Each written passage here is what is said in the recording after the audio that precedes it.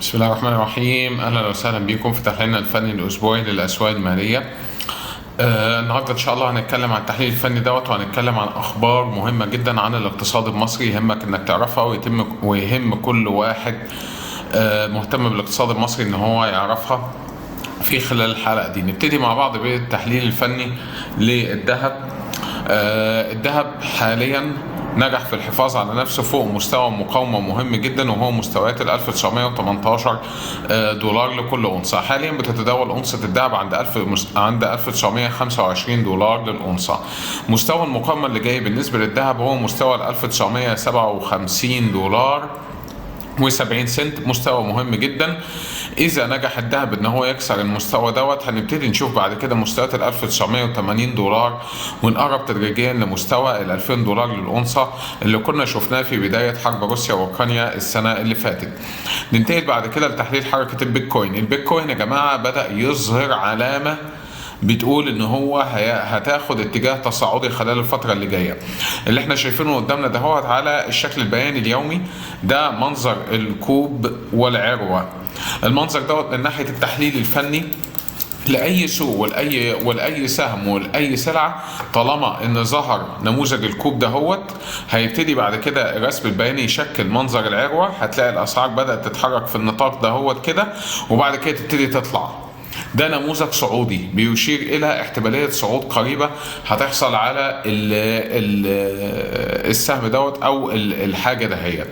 تمام، ده على الشكل البياني اليومي. طبعا حاليا البيتكوين واقفه او بتتداول حاليا عند مستوى ال 21211 دولار لكل بيتكوين. مستوى المقاومه اللي جايه هو عند 21581 دولار للبيتكوين. اذا كسرتها هيكون المستوى اللي بعد كده عند مستويات 22400 دولار تقريبا لكل بيتكوين. ننتقل بعد كده لليورو الاوروبي. زي ما احنا شايفين قدامنا، اليورو كان السنه اللي فاتت في سبتمبر الماضي 26 سبتمبر تحديدا كان وصل لادنى مستوياته قدام الدولار. كان اليورو الواحد بيعادل 96 سنت. دلوقتي بدأ يتعافى اليورو، بدأ اليورو يتحرك، وصل دلوقتي لمستويات 1 دولار و8 سنت. اليورو حاليا واقف عند مستوى مقاومة مهم جدا ولسه ما كسروش، هو مستويات 1 دولار و8 سنت ونص. في حال نجح اليورو ان يكسر المستوى هنبتدي نقرب بعد كده من مستويات ال1 دولار و10 سنت لكل يورو اوروبي. وبالتالي هنتابع في الفترة اللي جاية ونشوف أداء اليورو، هل يا ترى هينجح في كسر المقاومة ويقرب من 1 دولار و10 ولا لا. بالنسبة الفضة يا جماعة، تحليل الفضة مهم جدا دلوقتي. أولا الذهب احنا شايفين ان هو في تعافي وفي صعود قوي حاصل عليه. الفضة كان أدنى مستوى كانت وصلته كان السنة اللي فاتت عند مستويات 18 دولار و36 سنت لكل أونصة فضة. نجحت الفضة انها تكسر مستوى مقاومة مهم عند 22 دولار و11 سنت. حاليا الفضة واقفة مش قادرة تكسر مستوى المقاومة عند 24 دولار وربع. بتتداول الأونصة حاليا عند 23 دولار و88 سنت. اللي بيتداول في الفضة لازم يحترس وياخد باله، لأن الفضة على التشارت اليومي كانت ماشية في اتجاه تصاعدي اب ترند زي ما احنا شايفين. بدأت دلوقتي تظهر علامات كسر للترند. في شمعتين بره بدأوا او قفلوا بالفعل بره الاب ترند بتاع الفضة.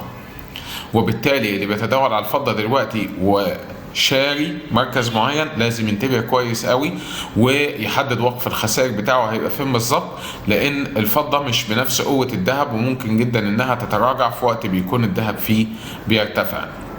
ننتقل بعد كده الاخبار الاقتصاديه. شركه جوجل بتعتزم تسريح 12000 موظف وتخفض قوتها العامله ب 6%. الخبر ده مهم، والخبر ده انا وقفت عنده ليه؟ لان ده بادره من بوادر حدوث ركود في الاقتصاد الامريكي، لان دي شركه امريكيه.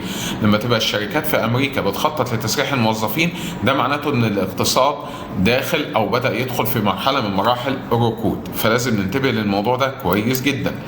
مديرة صندوق النقد الدولي بتتوقع تباطؤ النمو الاقتصادي العالمي في عام 2023، لكن بتقول ان الموضوع ممكن يكون أسوأ في حال حدوث أزمات اقتصادية عالمية أو أزمات سياسية عالمية غير متوقعة. خبر ايجابي بالنسبه للاقتصاد المصري هو ان عائد ادوات الدين المصريه بدا يغري الاجانب بعد ارتفاعه لمستوى قياسي. الشركات او بنوك دوليه بتقول توقعاتها للجنيه المصري وتقييمها لاداء الجنيه المصري. شركه اسمها كولومبيا ثريد نيدل انفستمنت بتقول ان الجنيه المصري مقاوم بالفعل باقل من قيمته ب 25% عند قياسه بسعر الصرف الفعلي الحقيقي. بنك تاني زي بنك دويتشه بنك بيقول ان الجنيه المصري قد يتراجع 10% اخرى ل 33 جنيه لكل دولار قبل ان يستقر. طبعا حاليا العائد على اذون الخزانه المصريه او على ادوات الدين المصريه هو قريب من 20% حاليا، وانخفاض قيمه الجنيه بتشجع المستثمرين الاجانب على الاستثمار اكتر في ادوات الدين المصريه. بالمناسبه دي هي الاموال الساخنه ولازم نكون على حذر منها، ديت بتنفع العمله في المدى القصير لكن في حال حدوث اي ازمه دول بيكونوا اول ناس بيخرجوا. لذلك انا بقول وبنبه تاني ان الغطاء الحقيقي للجنيه المصري هو التصدير والانتاج المحلي بتاعنا وليس الاموال الساخنه، ولا يجب الاعتماد على هذا النوع من الاستثمارات. طبعا شهادات ال 22.5% و 25% جمعت حتى الان 335 مليار جنيه، نصيب البنك الاهلي المصري منها 215 مليار والباقي نصيب بنك مصر. بصوا يا جماعه، لو حد بيفكر انه يستثمر في النوع ده من الاستثمارات كقاعده عامه في الاستثمار مفيش مانع ان انت تستثمر فيها، لكن اوعى تحط كل اموالك فيها. دايما قسم استثماراتك وقسم اموالك ما بين مثلا شهادات الاستثمار من النوع ده وما بين الذهب، لان الذهب لو في حال حصل لا سمح الله انخفاض في قيمه الجنيه، وده طبعا شيء احنا ما نضمنوش وما نعرفوش، تمام، ففي الحاله ديت الذهب هيكون ملاذ امن وهيعوضك جزء من الخساره اللي حصلت في القوى الشرائيه بتاعتك. النوع دوت من الاستثمارات مهم او مفيد لانه بيجيب لك دخل، الدخل ده هو بيساعدك في اوقات الازمات، وفي وقت لو لا سمح الله حصل تخفيض لمرتبك او تسريح موظفين او كلام من ده لسه شايفين الخبر من امريكا. لكن ما يعتمدش عليه لمده طويله وما تحطش فيه اموالك كلها، لان ضعف العمله هيقلل القوى الشرائيه بتاعتك بشكل كبير. خبر ايجابي تاني ومهم وده اللي احنا عايزينه بقى، ان صادرات مصر ارتفعت 20% في سنه 2022، بلغت قيمه الصادرات 53.8 مليار دولار. خد بالك ان الرقم ده هو داخل فيه صادرات الغاز والبترول، لان هنا بيقول لك في تفاصيل الخبر ان الصادرات السلعيه استحوذت على 71.5% من اجمالي الصادرات في 2021، واستحوذت الصادرات البترولية على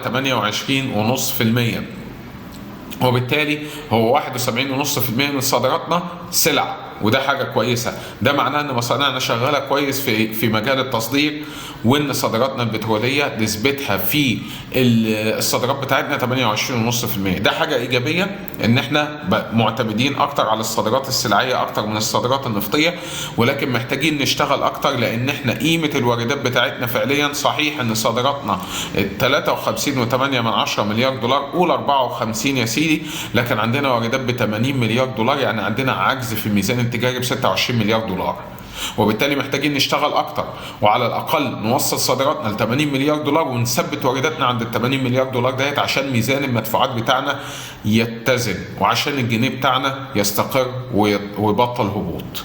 تمام. اتمنى من خلال الفيديو ده ان انا اكون افدتكم. ما تنسوش باللايك والشير والاشتراك في القناه عشان يوصلكم كل جديد، واشكركم شكرا جزيلا.